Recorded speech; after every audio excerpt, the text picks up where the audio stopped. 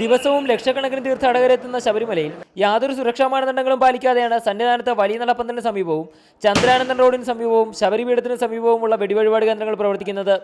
വലിയ തോതിൽ സ്ഫോടക വസ്തുക്കൾ ഉപയോഗിക്കുന്ന സ്ഥലങ്ങളിൽ കർശനമായും പാലിക്കപ്പെടേണ്ട യാതൊരു സുരക്ഷാ മുൻകരുതലുകളും ഇവിടങ്ങളിൽ എടുത്തിട്ടില്ല.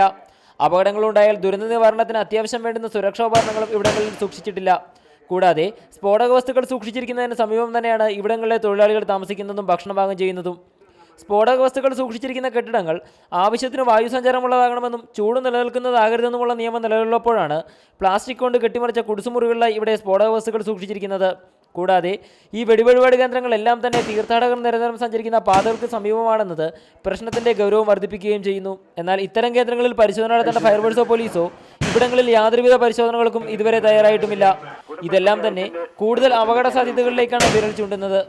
ലക്ഷക്കണക്കിന് തീർത്ഥാടകരെത്തുന്ന ശബരിമലയിൽ തീർത്ഥാടകരുടെ തന്നെ സുരക്ഷയ്ക്ക് ഭീഷണിയായാണ് ഈ വെടിവഴിപാട് കേന്ദ്രങ്ങളുടെ പ്രവർത്തനം.